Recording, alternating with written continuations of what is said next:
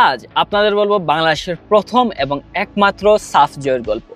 10ই জানুয়ারি 2003 বঙ্গবন্ধু জাতীয় স্টেডিয়ামে অনুষ্ঠিত হয় তৎকালীন সাফ কাপ, যেটাকে আমরা এখন সাফ চ্যাম্পিয়নশিপ হিসেবে চিনি। গ্রুপ পর্বে বাংলাদেশ ছিল গ্রুপ বিতে এবং গ্রুপ বি এর বাকি সদস্যরা ছিল নেপাল, মালদ্বীপ এবং ভুটান। গ্রুপ স্টেজে 3 থেকে 3টি ম্যাচে জিতে গ্রুপ চ্যাম্পিয়ন হয়ে বাংলাদেশ নকআউট রাউন্ডে যায় এবং নকআউট রাউন্ডে ইন্ডিয়াকে 2-1 গোলে হারিয়ে বাংলাদেশ চলে যায় সাফ চ্যাম্পিয়নশিপের ফাইনালে।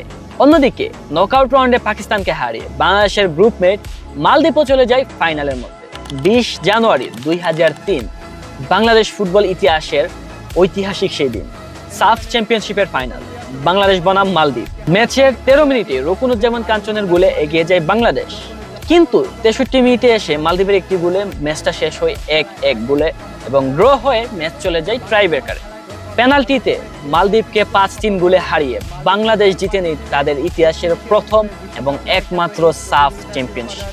বঙ্গবন্ধু জাতীয় স্টেডিয়ামে থাকা 46,000 দর্শক ফেটে পড়ে আনন্দ উচ্ছ্বাসে, পুরো বাংলাদেশ ফেটে পড়ে আনন্দ উচ্ছ্বাসে। সেই থেকেই 20 জানুয়ারি হয়ে আছে বাংলাদেশ ফুটবল ইতিহাসের এক ঐতিহাসিক দিন। কিছু নতুন জেনে থাকলে এবং ভিডিওটি ভালো লাগলে ফলো করুন 90 মিনিট প্লাসকে। Football all along.